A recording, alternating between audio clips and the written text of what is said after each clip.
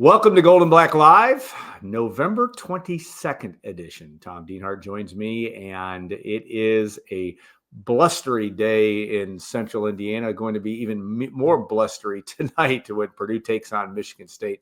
Tom will bring that to bear here and give his thoughts on that and much more. Also on the show today, Ryne Smith, a former Purdue basketball player, working in the John Purdue Club. Talk about the Boilermakers in Marquette and what they might be going through. And as this season progresses, Brian Newbert will join us in segment 3 and break down hoops a little bit more. I want to thank our sponsors, State Farm agent Trent Johnson at trentismyagent.com and Triple X on the Hill, but on the level, a Purdue tradition since 1929. We've got to get that root beer shake before long, Tom. That's still good stuff. All right, Tom, you will be hitting the road by the time this airs. You will be on the road to East Lansing, about a 4-hour trip from West Lafayette. Weather's supposed to be cold and blustery, but hopefully clear for you, though. We got a little bit of a dusting yesterday. It's starting to look like winter around here. This is another tall task for Ryan Walters' team, even though Michigan State is reeling as well. They still have a bowl possibility, though, right? They got to win a couple games. They've got some motivation tonight when they take on Purdue, but it's going to be that will keep it interesting from that standpoint. Purdue's, again, swimming upstream in this one. Yeah, first, Alan, it'd be a good day to just sit on a stool in the Triple X looking out the window at State Street. Yeah, right. Watching the world go by and eating a Dwayne Purvis All-American. No doubt. But I need the protein. Rest. Yeah, you're right. The Spartans have something to play for. They're 4-6 under Jonathan Smith. Obviously, if they win their last 2, they're going to a bowl, right? Which would be a nice feather in the cap of that program, which is retooling after the Mel Tucker era. Purdue Friday, and then I think MSU closes with Rutgers. So obviously a very doable feat for Michigan State. So there's your carrot if you're a Spartan fan. If you're a Purdue fan, Alan Carpick, my goodness, what's your carrot? Don't get embarrassed. Yeah. The bar's been lowered. They're a 13.5-point underdog, a double-digit underdog once again. And it's going to be interesting. Like you said, it's going to be cold. That's a concrete stadium, man. There's 30,000 people there. And, how much fight do the Boilermakers have coming in on a 9-game losing streak, Alan? This is going to be a real measure of people's want to, if you will. When you get punched in the face on a cold, dark, windy, blustery night, when you're 1-9, you hit adversity, how are you going to respond? So it'll be very telling in a lot of ways, I think. Well, the food used to be so good in the Michigan State press box. The cherry growers would bring all that stuff in. I hope you have at least a little bit of that tonight. But no, that is exactly it for Purdue. I mean, there really isn't a lot to play for.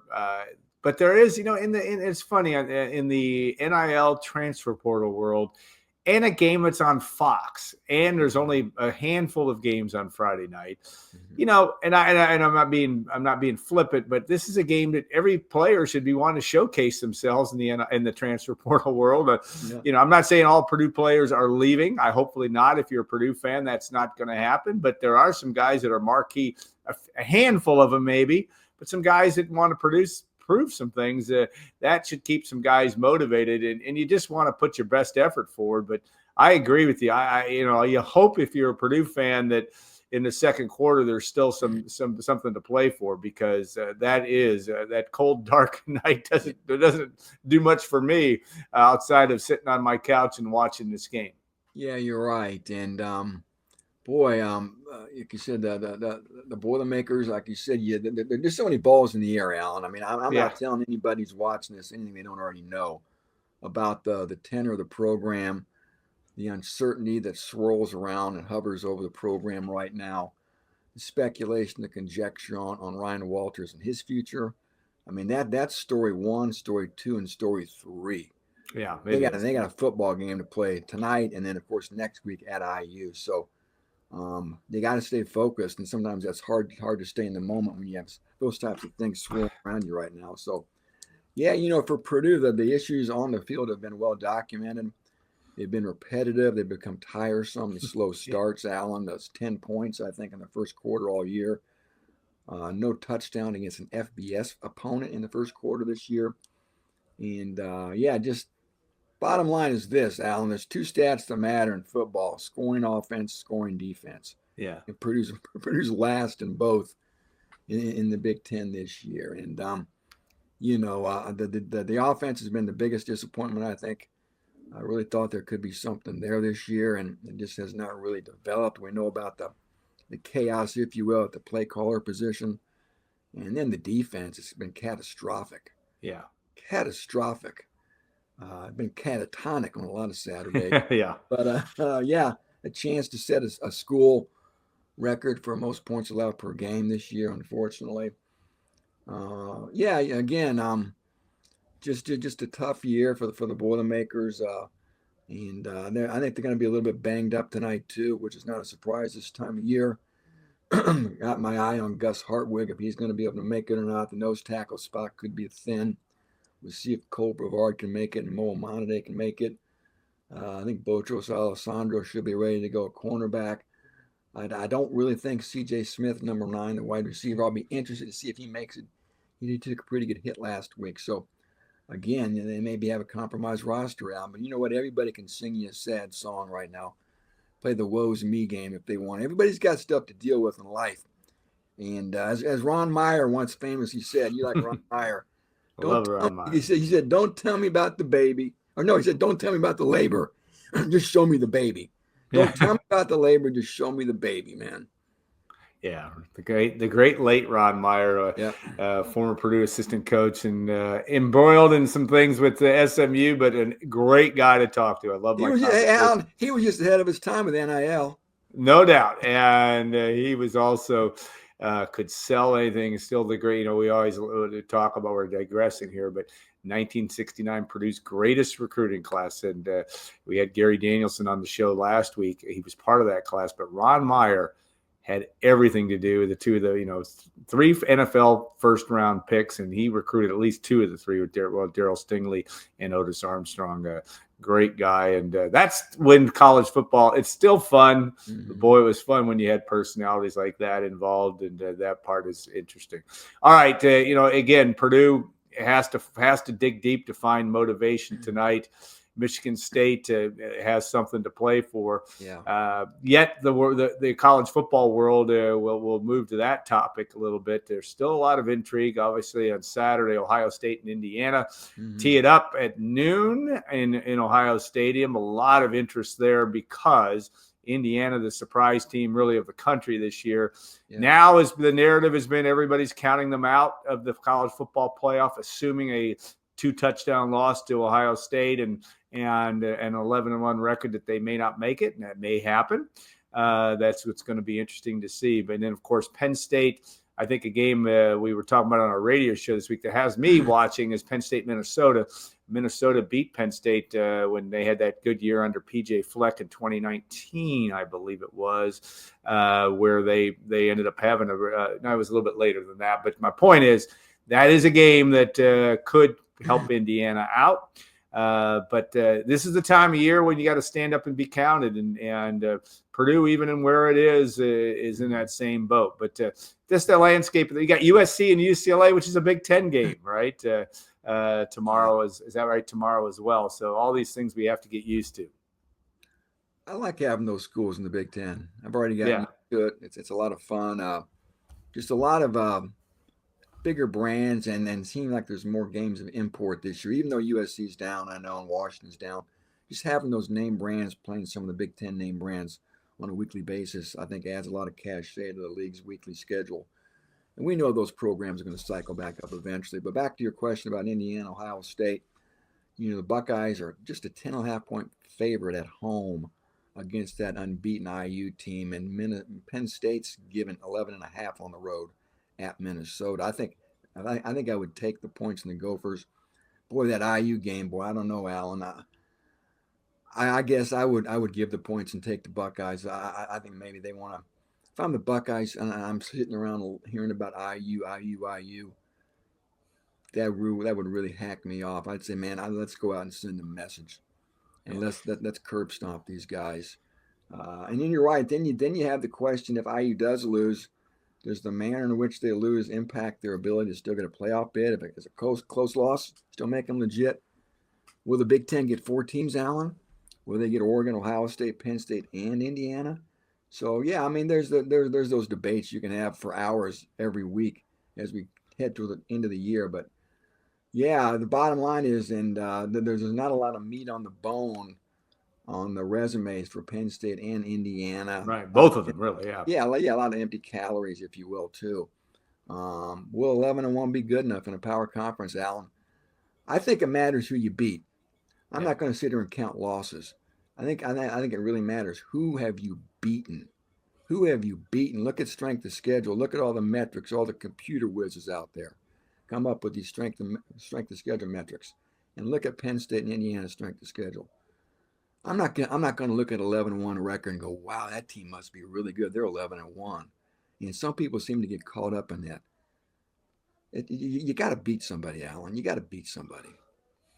Yeah, the one thing that's interesting, and I agree. I think it does depend. I can't imagine a scenario where the Big Ten only gets 2 in the playoff, but.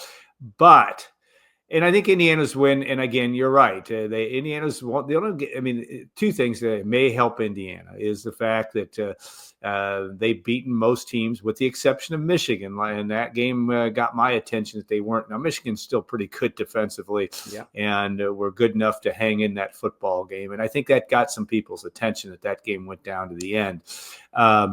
The Nebraska win, I understand Nebraska is who it is right now, but that 56-7 win got my attention that Indiana has certainly beaten folks by a bunch, but I'm with you. I really think it's a name brand game. And I just think if Indiana loses by 17 or more to Ohio State, and I think and Penn State beats Minnesota, I think they'll take 3, and they'll take Penn State, who only beat one ranked team in the whole deal, was beating out Illinois, right? So that is what I think will happen. But who the heck knows? And that's what's going to make it fun. I guess that college football got what it wanted in all the turmoil. As we've got a lot of discussion. It's kind of like the NCAA tournament.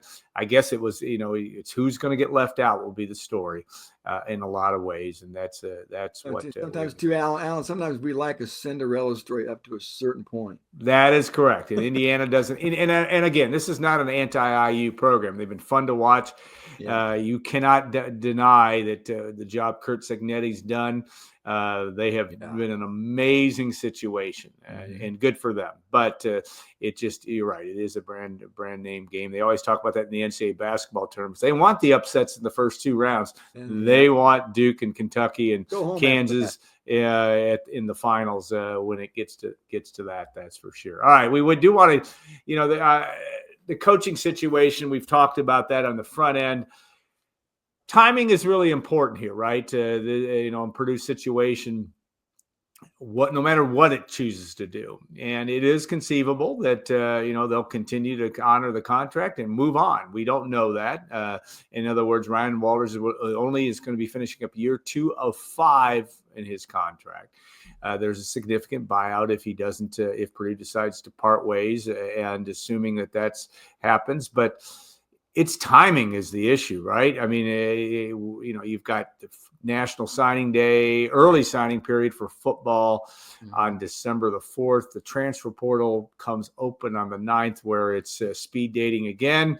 You got to think work is already going on with that. I mean, how does this all make sense? And how do you think, at least from a timetable standpoint, how do you think this all lands? Yeah, you're right. First, I get the sense that they're going to let this thing play out through the IU game. Yeah. I thought maybe we get some pronouncement of either a vote of confidence or we're going to move on at the end of the year before we got to that weekend. But I feel seems pretty sure that they're going to go through these last 2 games, and that doesn't mean, like you said, on wheels. We know wheels are in motion right now as we speak. What are those wheels trying to churn out? Are they trying to churn out keep Ryan Walters, let's revise his staff churning, or is it churning to try to look for a new head coach? And that's the question. Whatever decision the people that sit in the big leather chairs along Northwestern Avenue come to. It's going to have to be a quick decision because, as you said, IU game is November 30th, and then you're right into December 1st on Sunday. And just like you said, the 4th, that coming Wednesday is signing day for the high school kids. Then that next Monday is portal. So if there is a job opening, I think it's going to be bing, bang, boom. This is only going to be something that's live for maybe 24, 48 hours. Maybe we find out something December 1st is my guess. Because like you said, they got to move with these critical dates coming up. Everybody has to know their plans. They got to start making plans. Do I want to jump in the portal? Do I want to stay? What's this guy all about? Et cetera, et cetera. So, yeah, and then again, what they're going to do, Alan, boy, I don't know, man. I tell you what, there seems to be some sentiment that he could get a chance to come back with that overhauled staff we've talked about a few times. And there's a lot of sentiment that, hey, man, this is going to be it. And some people think tonight's result is going to matter. You can believe that if you want. I'm not sure, but some people believe that. But again, we'll see what direction they go. And again, there's that matter of the buyout, Alan. Real quick, I don't want to belabor this part, but the buyout, $9.3 million. Does Purdue want to pay that? Do they want to try to negotiate it down? Why would Walters want to negotiate it down? I don't know, but maybe Purdue knows something we don't. I'm not sure. But again, there's the economic part. There's the impending revenue sharing that's on our doorstep as well. There's Mike Babinski's tenure. How much longer is he going to be on the job? A lot of factors that circulate in this thing, Alan Carpet. Yeah, and we don't know the answers. We can speculate. And the thing we always try to say, and I think it's true, we don't take anybody's job loss or whatever for granted, anybody's retirement for granted either with Mike Babinski, because we don't know for sure. There's been some feeling that he wanted to stay on through 25, 26, get that first year of the House settlement. Mm-hmm. Who knows on that front, what the Board of Trustees, which there was some transition there as well. I mean, Mike Berghoff, the chair, is retiring at the end of the year. Gary Lehman will be the new chair. I don't think there's a tremendous difference in their tone and their approach towards athletics. But that's another storyline as well. Lots of storylines that we'll be following. Okay, Tom Dienhart, and we'll be back on another platform about 1 o'clock in the morning. If you want to join us live on our YouTube channel, we'll be breaking down what's left to break down from Purdue, Michigan State. Mike Carmen may or may not join us. Depends if he's soporific or not. Mike's a gamer. I wouldn't be surprised if he's not going to be there. But we'll look forward to that as well. And as a reminder, too, in the crawl below, no show next week. We will have a show on December the 6th, but a lot going on. If you want to tune into goldenblack.com, make sure you do that. Tom, safe travels up to East Lansing today. Always always fun to be on a college campus, even when it is a cold, dark November night. Safe travels up there, and we appreciate all you do. Thank you, buddy. All right, we'll be back in a couple minutes.